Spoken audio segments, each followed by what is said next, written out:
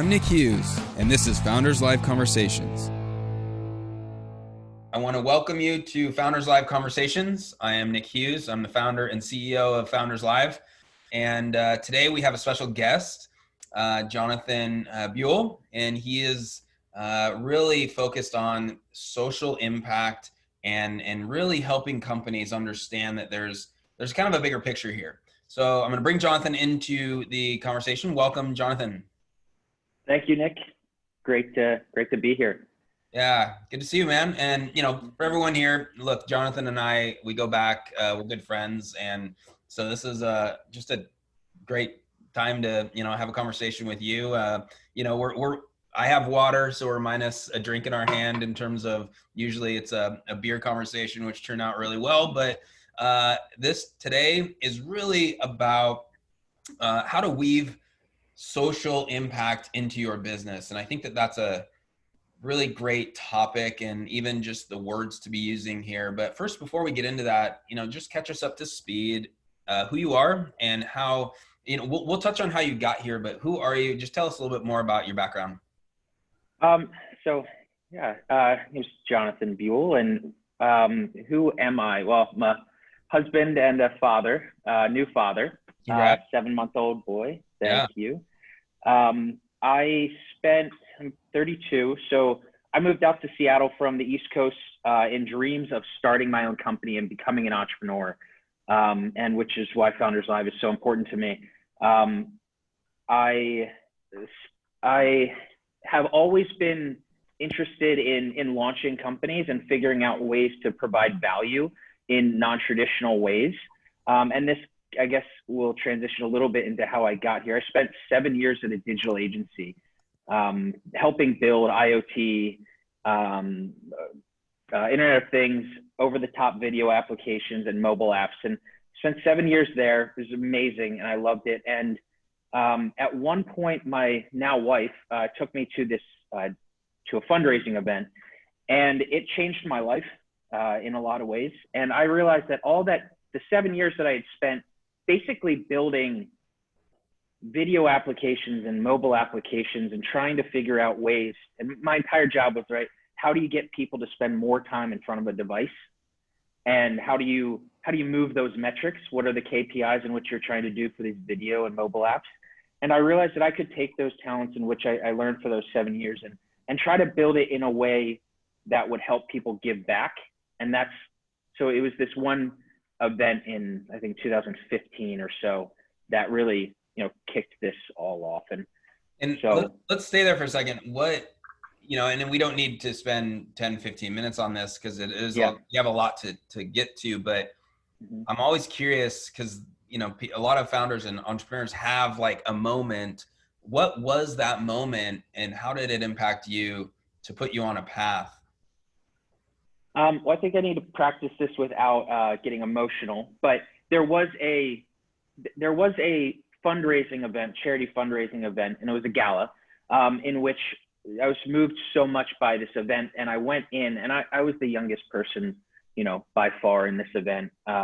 Most of the people were, you know, big high net worth individuals giving, and I was so moved that I started bidding in this in this live auction more than I had in my bank account, and I got outbid by $100 grand in some cases, and it was very eye-opening to me, and also made me feel really uncomfortable that I wasn't able to give or be impactful in the ways that I thought.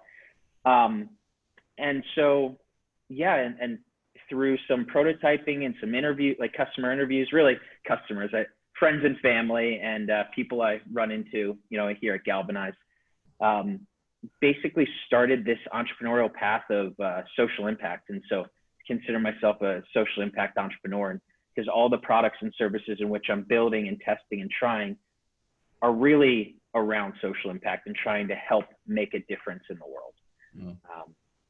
So yeah, that was my unemotional way to tell it. Look, I've been there too. I've been there. It's strange. It's weird. It is frustrating when it's like hold up the paddle kind of thing, and you're like, I'm not really doing it. And you know, whether you want to or not, you know, can you or not is the question. And, you know, I think, you know, there's so many different ways that we can create change and, you know, give and impact without having to go through that experience. So, you know, I think what I would like to do is, you know, first and foremost, touch on what, you know, I think there's a couple different directions we're going to go here, but you know, kind of just jump into the middle of the things. Like, what are you seeing right now? How has the world has changed? How has that impacted social impact and giving, especially with COVID and even, you know, the civil rights and things of that nature? Because it's top of mind. Yeah. So, right, very, very important subject right now. I think time will tell what the impact of, you know, charities, what the impact COVID will have on charities. A lot of nonprofits, because discretionary spending is low or lower, a lot of charities relied on, you know, summers and then also coming up in this winter, like 1 or 2 big fundraising events, and they're just not getting the participation in which they expected or that they are used to. So I think there's going to be a major shift in the nonprofit space. In terms of giving and contributions and social impact with COVID, I think there's just been a lot of organizations that were really well set up to impact some of these things and to help out. And right, COVID's a pretty complicated thing, right? We have the financial impacts of individuals, like economics. We have like food security. We have health. It's just a complicated thing. And there are organizations, right, like hospitals that were set up to help and make a difference, and who you can contribute to for whether it's PPE or donating blood or what have you. And then also there are organizations that address food security in a variety of different, you know, communities. And so I think they've done a really good job. And I think businesses have done a good job of raising money specifically for those organizations.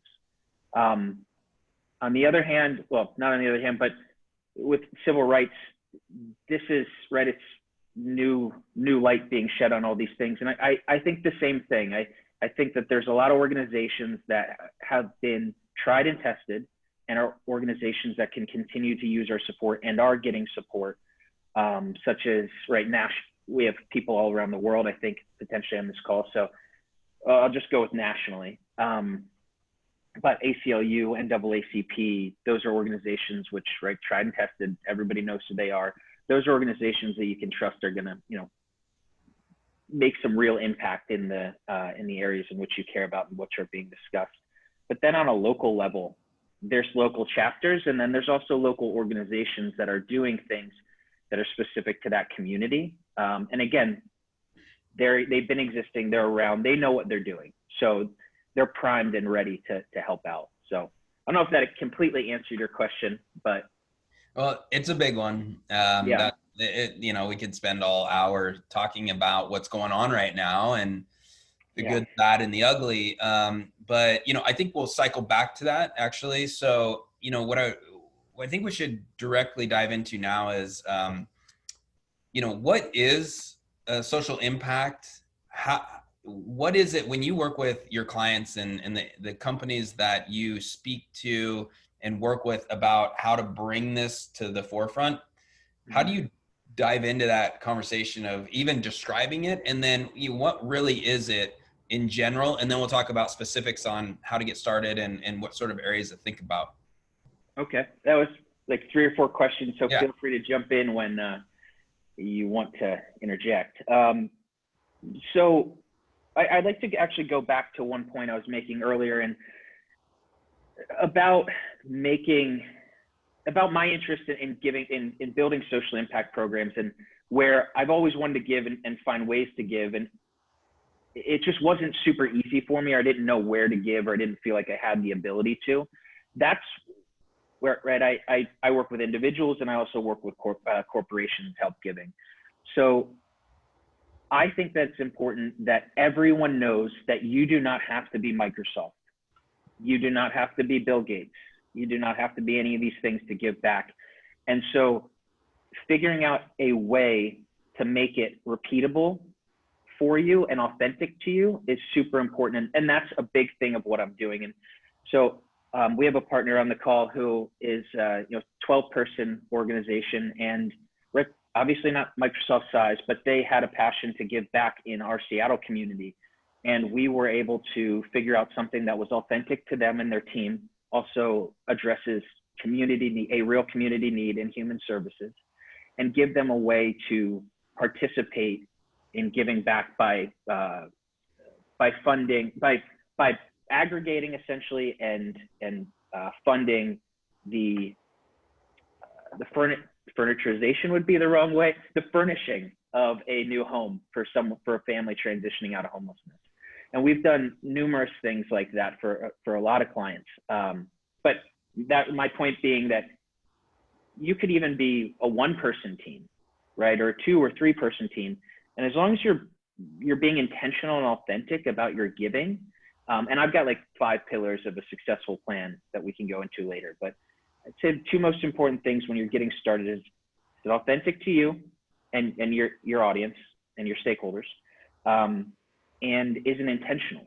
Are you doing things that are not, it's not a drop in the bucket. It's not, hey, and there's nothing wrong with this campaign, but at all, but like, are you just putting a bucket in front of the door, right? For jackets, right? That's very important, but is that intentional to get everyone involved? Yeah. Well, how about we actually just touch on those?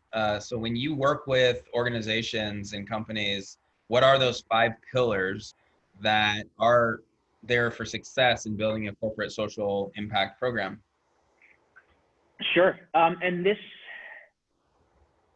shouldn't be new stuff, right? It's very similar to everything that a business does, right? I think a lot of people think of social impact and as maybe like some people think about it as a froofy thing. I don't think anyone on this call thinks that, or you wouldn't be spending your time listening. Some people think of it as like a secondary thing. I think it's a pillar of your business. It's communicating values out to the world, throughout your audience, throughout your network, to what you believe in and how you want to be seen. So the 5 things that I think are super important to building a social impact plan are: 1, is it authentic? So say we'll go with a 50-person we'll go with a 12-person company, I guess. So does it reflect the program in which you're executing? Does it reflect your brand, your employees' voice, your stakeholders' voice? And side note, so a lot of people think of stakeholders as like your investors, your C-suite, or maybe just your employees, but I think about it well beyond there. It's your customers, it's your community, it's all those things that are important to making you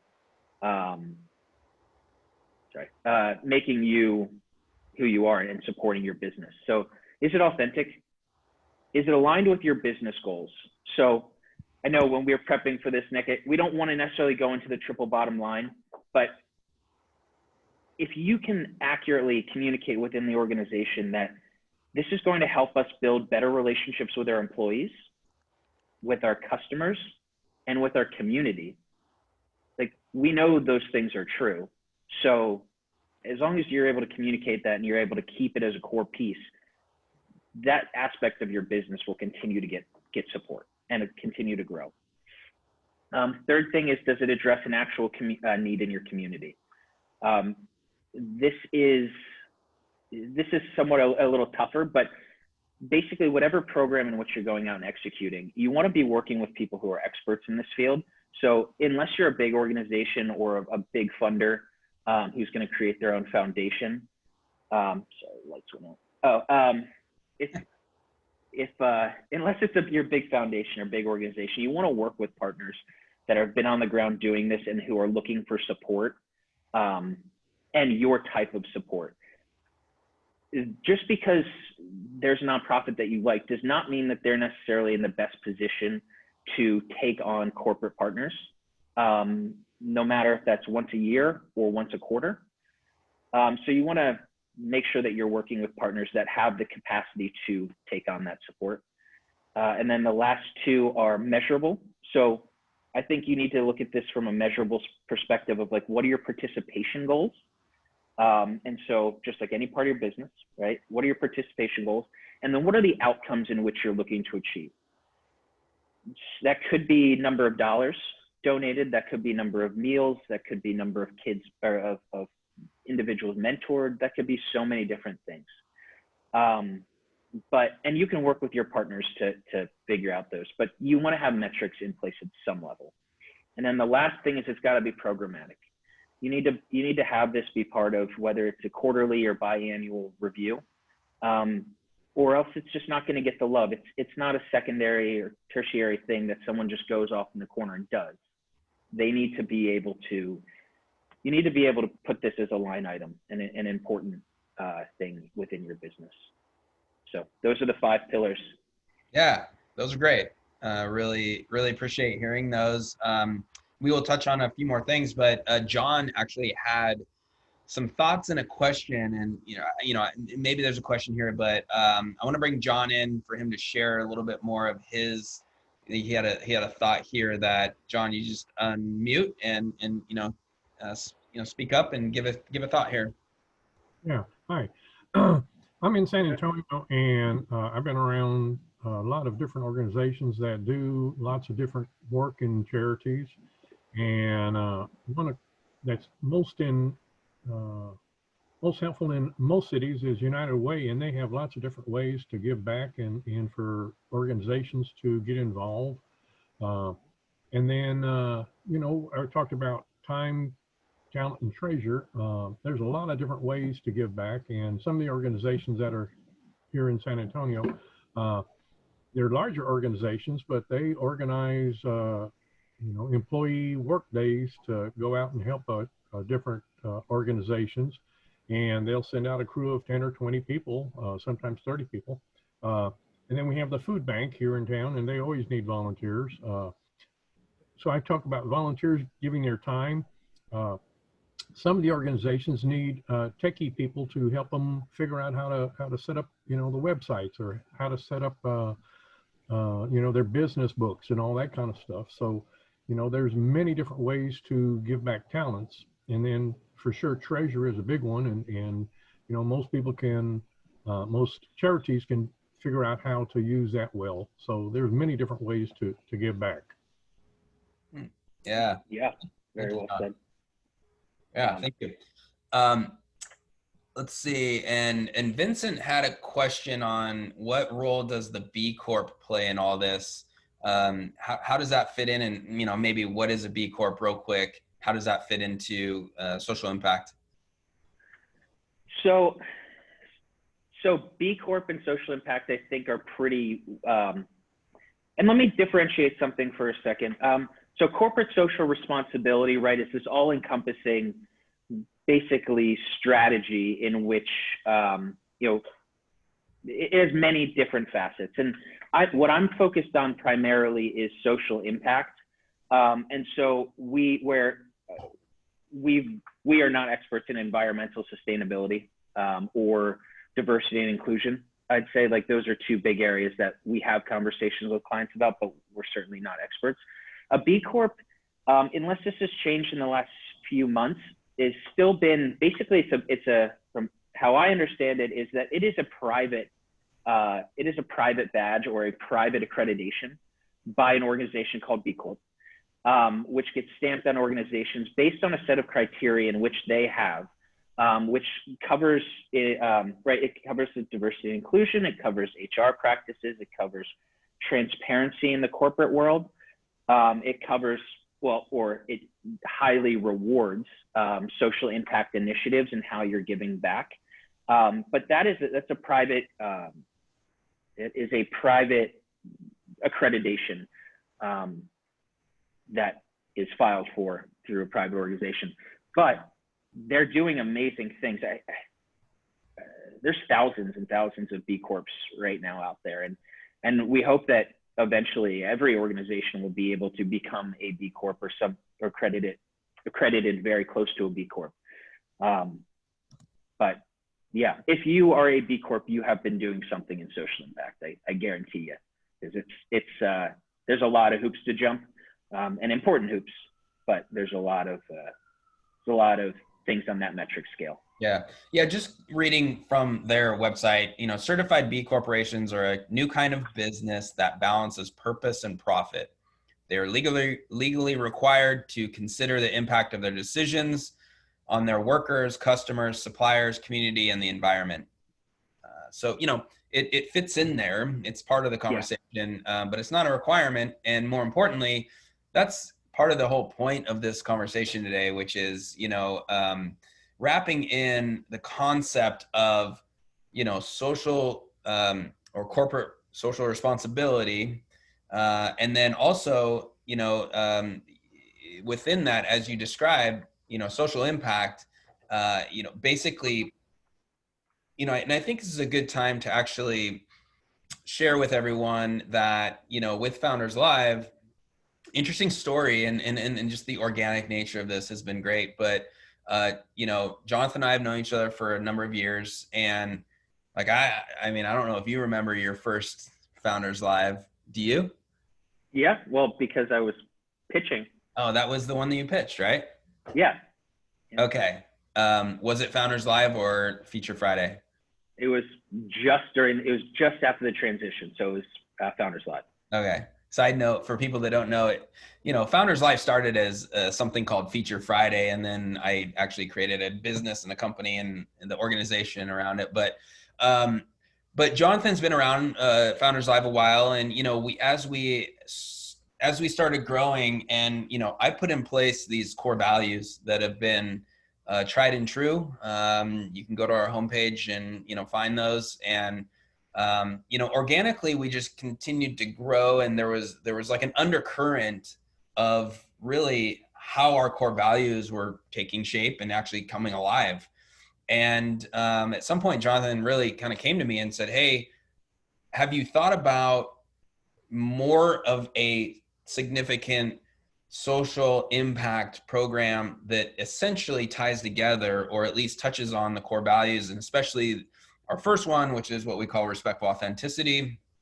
And through conversations, which I really appreciated how you pulled certain things out of me and Founders Live, we came to really our diversity and inclusion focus that has now become what we're terming entrepreneurial equality. And, this is obviously, we did all this, Johnathan, but we did this last year, right? And before things got much more top of mind. But, he was able to help Founders Live and myself and some other people really look at it's kind of that hierarchy of, okay, we want to do something, we want to stand for something. What is that? What are the words to that? And then what is it specifically? How does it come into play in action? So the 5 pillars that he listed out: authentic, aligned, address actual need in community, it's measurable, and it's programmatic. And, we now have in place our at least first social impact focus, which is really around diversity and bringing entrepreneurial opportunities equally to individuals around the world, no matter where they live, no matter what they look like, no matter what gender they identify with. And that's a huge thing. And so I really appreciate, Johnathan, I really appreciate you coming to us and really working with us on that. Yeah, I'm happy to help. And you provide such a platform for for entrepreneurs of any stage, really, and I saw that opportunity to, if we can lead by example, right, with Founders Live, and show that at whatever stage you can build these types of programs, and to have conversations like this for individuals that are starting or growing companies, that they can do this now, and that the steps in which they take at an early stage will really help that grow and mature. So, yeah. And on that topic, what steps, let's say, there's someone on here, there's teams on here, they really want to take the steps to put in place a social impact program. What is the first step? And then maybe those kind of first initial phases What would you suggest? How do you work with your clients to go through that process? So I think it's specific to every organization, but say we had a medium-sized organization that was looking to get this started. I would start by, we have a questionnaire that we take people through. It's like 30 questions to get things started. Some homework, if you will, to get some background. But I'd really take a look at your community, and that can be that can be your local community, that can be the community in which you sell to, right, and their network and their audience, and see like what are potential needs in those areas, and then from identifying what those needs are, what are authentic activities, what are real tangible actions in which you can do to support those things. And yeah, and one thing that I guess one side note is, one of our goals is always 100% participation. So if you're even a 12-person team, not every person's gonna want to take a Saturday to go give, right? Or not everyone is going to be fired up about that one maybe corporate cause in which you have. But by diversifying what you do, so different participation options, and you don't need these elaborate strategies, right? It can be, we take one day a year to go plant trees, just say, or do something environmental. You can also say, do a matching strategy with some employees to give to where they want. You can also, support them in, right, doing a paid day off, if you will, or paying for their time to go to give a day. There's just so many things, but again, the two biggest things are, make sure that it's authentic to you and your group, your employees, your stakeholders, and two, make sure that it's intentional. Just because you see a volunteer opportunity doesn't mean that is the new strategy, right? Be intentional about what you're doing. Yeah. I don't know if that fully answers it, but. I think, so, Nathan, I want you to prepare. We'll bring you in for your question in a second, but, get ready here, because I think it's an interesting one. Let's talk about like even early stage, like there's a lot of individuals here that are either just starting their company, working in a smaller startup, growing. So they're not huge yet, they're not big yet, but they're emerging. I personally think it's important to put those rails, put the tracks down as early as possible.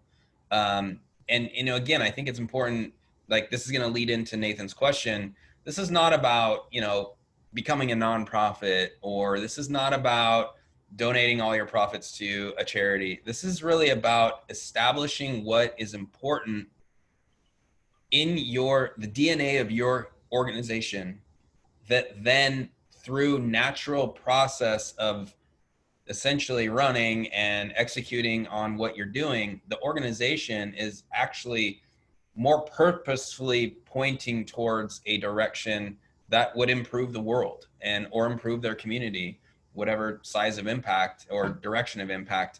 So leading into Nathan's question, Nathan, if you do want to unmute, we'll bring you in here and have you share your thoughts.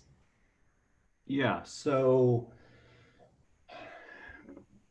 when you need capital to drive a mission, what you find in the institutional investing world is a dramatically weighted criteria towards tech. And so when you're a social company, the temptation is to try to manufacture technology as part of your model in order to attract VCs to your overall mission. And what I found is that you just have to accept who you are and identify with that and drive that mission forward. The issue really becomes defensibility for a social impact company whose objective is to change the world through their mission.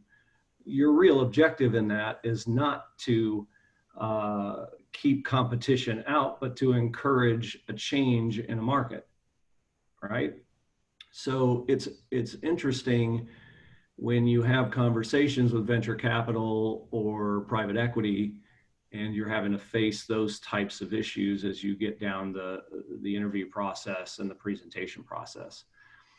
And it's difficult, I think, for a social impact company that is not tech focused to be able to acquire the funding they need. So you're looking at, do I become a nonprofit in order to get foundation funding and go that route? You see, it can get complicated in a hurry.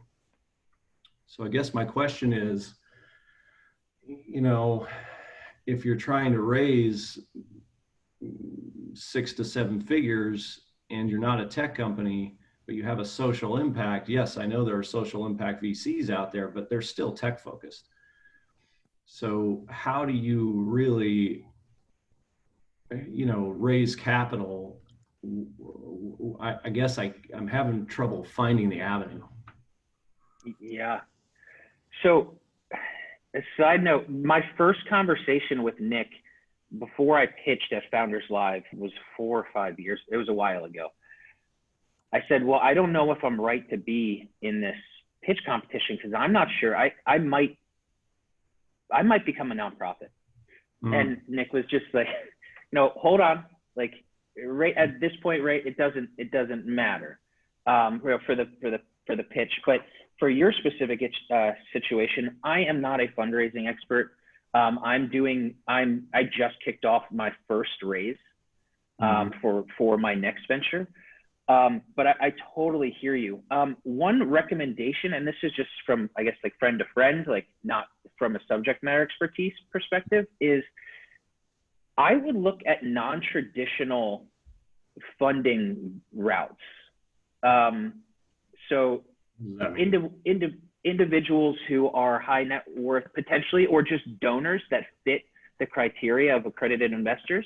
And I've had some early, right, but early interest in individuals who are not traditional angels, but they meet those accreditations, but they care about the causes in which you care about. And again, I'm not a fundraising expert. It's just an interesting thing that I've been playing with and tried out and had some early success. So I'd consider that if I were you. I think there would be some value in social impact for-profit companies being able to share best practices, because I don't think there is enough information out there for us to be able to access. And I don't think that the VC market is willing to move into our arena if it's non-tech. That's where I'm going. And so Nathan, I'll share some thoughts too. First and foremost, there's a reason VC or venture capital is not correct in the right choice for probably 99.5% of the companies out there. Yeah. And there's many reasons for that. But number one, venture capital is simply looking to maximize literally as much as possible the investment that has been put in. That's why they chase, basically venture scale, large, kind of market size. Can we maximize this in the billions of dollars? That's a whole nother conversation, by the way, but which we have, by the way, which is why we get far enough down the road, and then it's what's your technological defensibility? Right.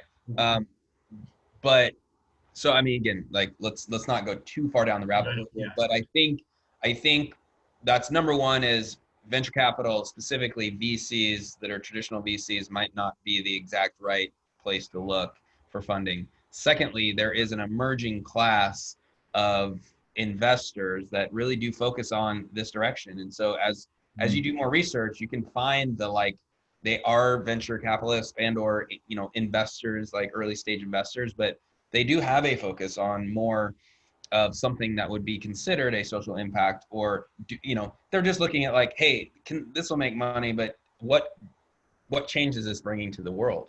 And so just deeper down, finding those investors is probably a good choice as well. And third, I would just simply say, if you are looking to raise money, kind of, making sure that your messaging in that pitch is clearly illustrating like, hey, this is an enterprise. Here's our model. Here's how we're going to grow. And, really investors want to hear, you put an X, we're going to give you 5X or 10X or whatever. And so then you can follow along with, here's, our real big story is, here's how we bring, here's our impact program. Here's our concept that supports how we bring value to the world in addition to the business model. Because I think investors, not to say they don't care, but you show them a quality, great business model, then they're like, oh, cool, that's a great social impact program. But if you show them like, hey, we're going to change the world and do good, but you don't have a solid revenue model and business model, they're not going to be interested. So yeah, those are my 3-point thoughts there. All right. Yeah. That's good feedback.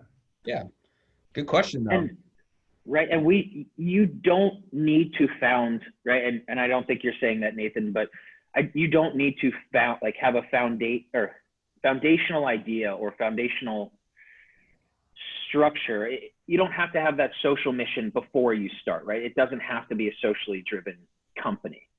There's so many organizations, especially probably in the Founders Live community, that are not primarily socially focused, but you can still bring in all of these great programs to help and support your business and give back, even if that's not your main focus, right? Yeah, I see. This is great. It's such an engaging topic. And Johnathan, so kind of coming back to, I'm gonna put you on the spot in terms of what you think is gonna happen now. So the world has definitely shifted. It feels like there's some things that are sticking around, whether it's COVID, health, financial challenges, corporate and personal. Those are here to stay for a while. And then also the, civil justice or injustices it seems like they're here to stay as well. Changes are going to be made. How do you think maybe those two, but how do you think things move forward and change? And I guess in that question is, do you think this becomes even more attractive for companies large and small to have a corporate, essentially social responsibility and even a social impact focus going forward? Mm-hmm. Yeah. So to have a social impact part of maybe a greater social responsibility piece, I don't think I'm going too far out on a limb here, right? This is, and drinking my own Kool-Aid, but this is no longer a nice to have, right? The millennials and Gen Z coming up, they're employees, right? And not to take away from Gen X or boomers, but this next wave of individuals, they care. They will be your employers. They will be your buyers. They will be all these things. So this idea that social impact or community giving is just a nice to have, that's not true anymore. This is a necessary thing. You need to be communicating that you care more. You need that you have a greater purpose than selling product or services in order to attract the right customers, the right talent, all those individuals. I keep seeing the chat widgets or chat bubbles pop up on the bottom of the screen, and I see people sharing different organizations that have corporate giving programs, and they know, right? A lot of the ones that I'm seeing have the resources, right? They have teams of people that do this full time, right? For like BlackRock, Microsoft, all those organizations. You might not reach that scale, right, in the first few years of a company. If you do, that would be very impressive. But you can do something, and you need to do something, and you need to have a clear and concise way to communicate that. Whether that's a specific social issue, or whether that's we care about our community, and so therefore these are our policies, or these are the things in which we do. And again, it can be specific to something, or it can be that we give our employees 1 day back a year. We have a matching policy. And a funny little story is when I left the company I worked at for almost 7 years, I told them what I was going to go do. And they were like, well, but Johnathan, you never participated in the matching program. I'm like, we had a matching program? Like I didn't know that these are things. So keeping it top of mind, right? And that's part of the programmatic and measurable pieces of it. That was a pretty important piece. I don't know if I answered your question. No, I mean, that's good. Look, it's like, these are not check boxes and okay, it's in the employee handbook. Like, yeah, exactly. No, these are, and I appreciate you saying that, whether it's the world events that we've seen or it's a generational thing, it's now top of mind. It's important. And people are making business decisions and purchase decisions based on what certain companies are all about. Where are they manufacturing? How are they manufacturing? Who is actually like human beings touching this product, and are they of legal age and all that, in terms of, child exploitation, things of this nature. And, so really creating the messaging is actually a really, really important thing. A thought comes to me around kind of going back to, I want to spend a little more time on the very, very first step. Would you suggest that it's of the founders, because we're assuming, people in this conversation are probably early stage in terms of founders or early part of the company. Is it really just looking in the mirror saying what's important to me and how do I want that to weave into my company? Or do they literally do a poll through their team to consensus? What should we care about and put in social impact? What is like the way to get to the thing? It should, unless you are a one-person company in which you sell to yourself, you should not look in the mirror and say, what is only important to me, right? So no, a lot of the bigger organizations in which we start working with, and I've worked with in the past, they're doing something, right? And too often you see a top-down position of the CEO has some friends that buy this table. And so he encourages other people to buy a table at a gala. Well, that's not, regardless, I'm just making this just a abstract piece, or a specific story, but that's not potentially authentic to your brand or to your community.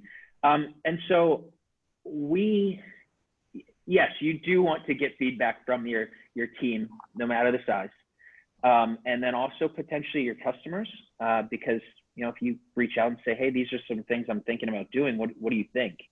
How would you like to participate? The partner who's on this call actually had their clients contribute a ton to their furnishing of the home. So yeah, it's a balance, right? It's a balance of how you talk to people in your team about the program, because often early in this process we get really loud, passionate individuals that didn't represent the rest of the group, and they would sort of drive the conversation.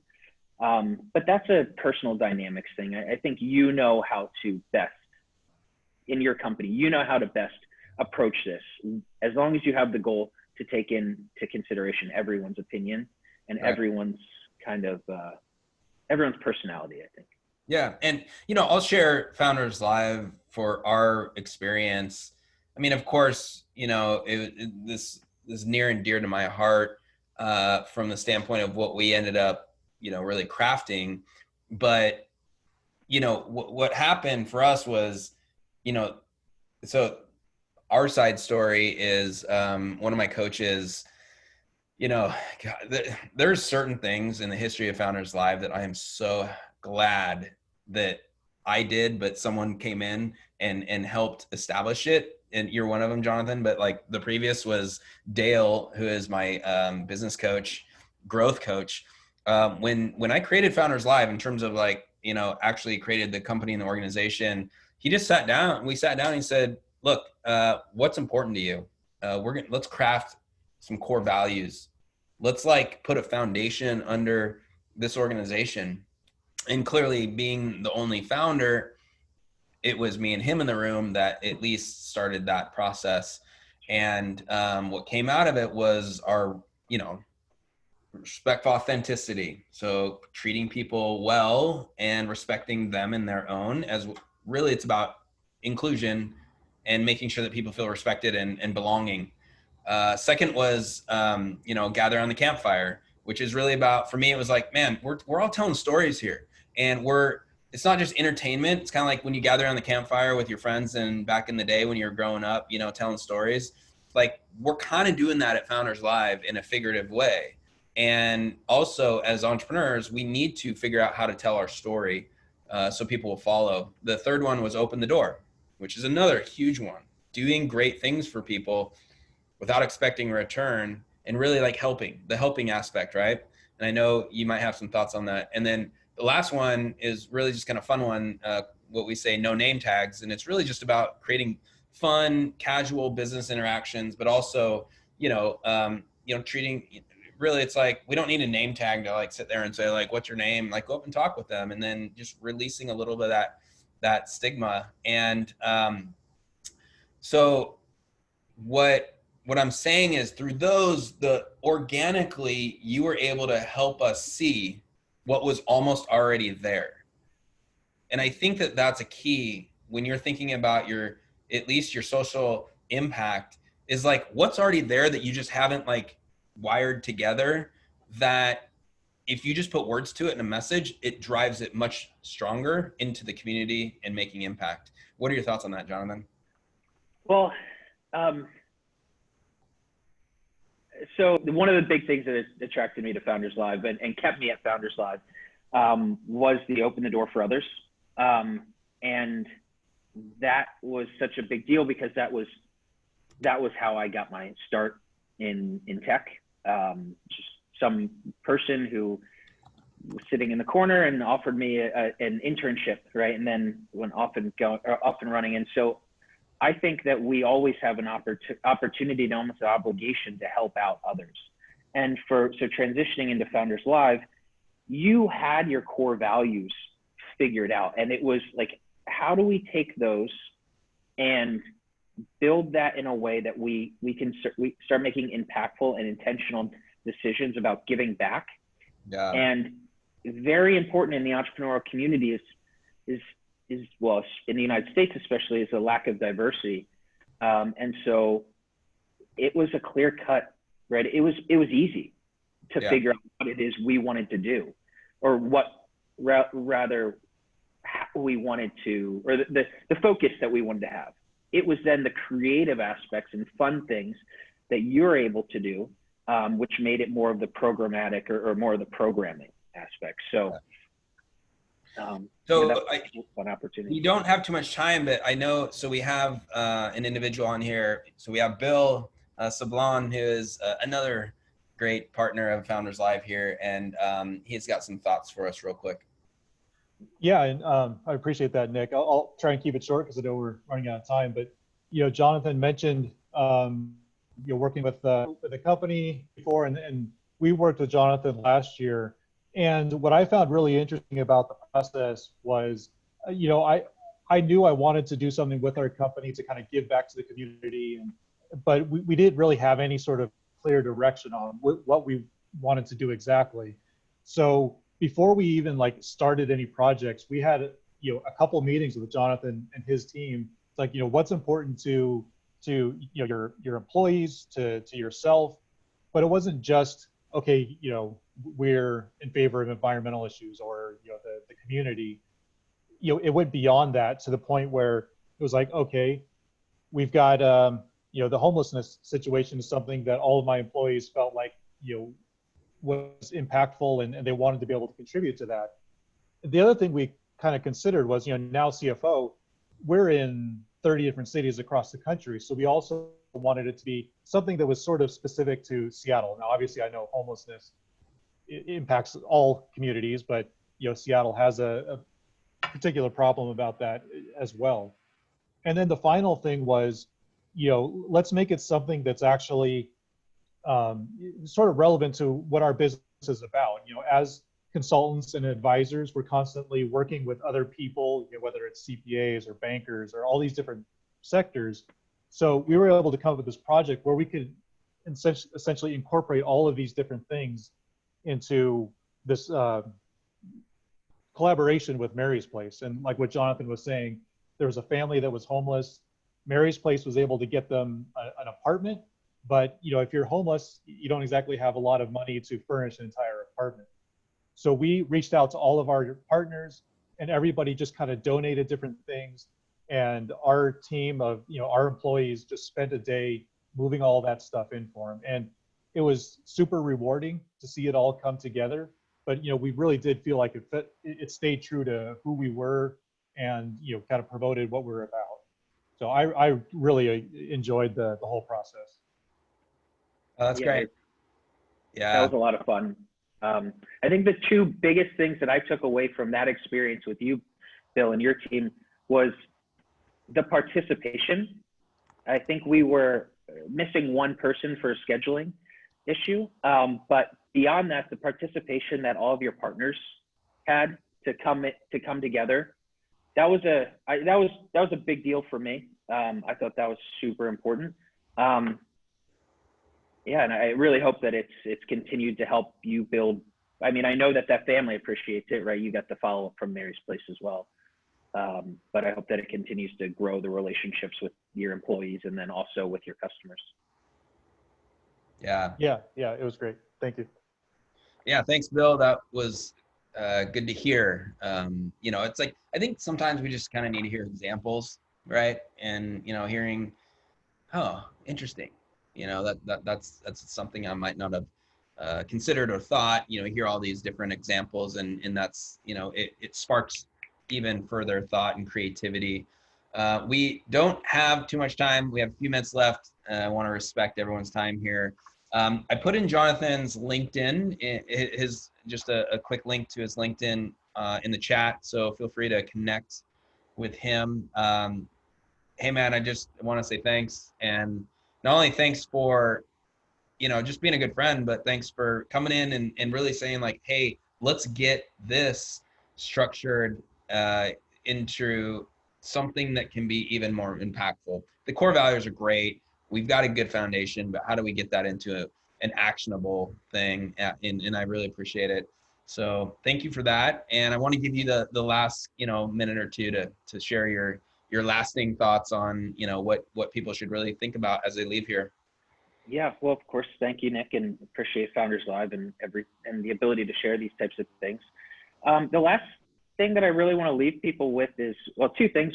One, I'm available. I'm transitioning into kind of a combination of a new brand that I'm building from the last 4 years.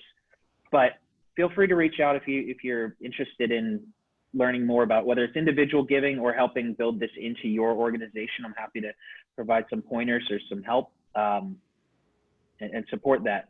But the other thing is, going back to my first story about where I felt that I wasn't able to give back, I just really didn't understand that it wasn't the scale right now that was the most important thing. It was the attention and the intention. Yeah, it was the fact that I was being intentional. And so I just want to be here to help everybody figure out that you can make an impact no matter the size of company, and you can do it in a way that really works for you, that helps the community and helps your business grow. And with that, that's where I want to leave it. And I hope people got some stuff out of this and are feeling energized to go do something. Yeah, that's a good message. And we got it, we got it. And that's a great thing about, I think, with Founders Live is we are really encouraging that. I know that, we've got a lot more to do in our social impact concept and program. So excited for that. But hopefully everyone here today got some energy and some thoughts and creativity on this. thank you all for being here. Founders Live Conversations. We have these pretty much every week, maybe a few in the later, or in August, we might be taking a little time off. You'll see that. But whenever you see this pushed out on Founders Live, you know that there's a conversation happening on Wednesdays. We like to do these on Wednesdays. So thank you all. Johnathan, thank you so much. Good to see you. And for everyone else, enjoy the rest of